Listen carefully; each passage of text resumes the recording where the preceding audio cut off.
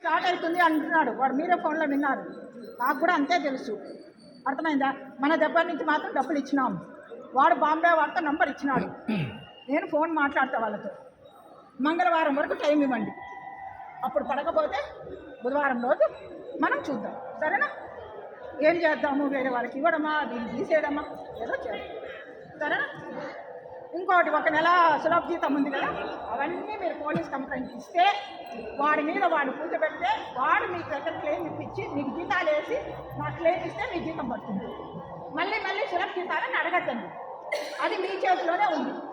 అది ఏం చేసుకుంటారనేది మీ ఇష్టం. అది అర్థమైందా అమ్మ? వాళ్ళతోనే నీకు సంబంధం. నాతో సంబంధం లేదు నీకు. నాకు నీకు ఏ సంబంధం లేదు. వేసినాను మేడం అంటున్నాడు. వేయకపోతే బుధవారం రోజు సాయంత్రం తెచ్చి ఎవరికి పడలేదు, ఎన్ని నెలలు పడలేదు నాకు ఇవ్వండి పేరు.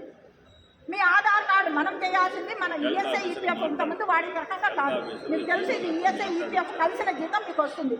వాడు ఈఎస్ఐ ఈపీఎఫ్ లేకపోతే వాడికి నేను డబ్బులు ఇవ్వను.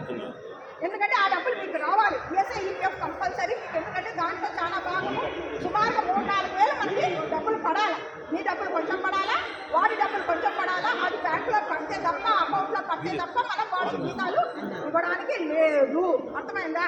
ఆ 35 మందికి ప్లస్ రేపు చూసుకోండి జీతాలు ఎంత పడినా, ఏమి తేడాలు ఏమన్నా ఉంటే ఒక పేపర్ మీద అంతా రాసుకొని వీటితో పాటు రండి. అందరూ రావద్దండి. కూర్చొని ఎవరికి పడలేదు, ఏం ఫారం పడలేదు, మన దగ్గర నుంచి ఆధార్ కార్డు పోయిందా, మన దగ్గర నుంచి ఇది పోయిందా చూసుకోండి ఫస్ట్. అర్థమైందమ్మా? చూసుకొని లెక్కలు రాసుకోండి.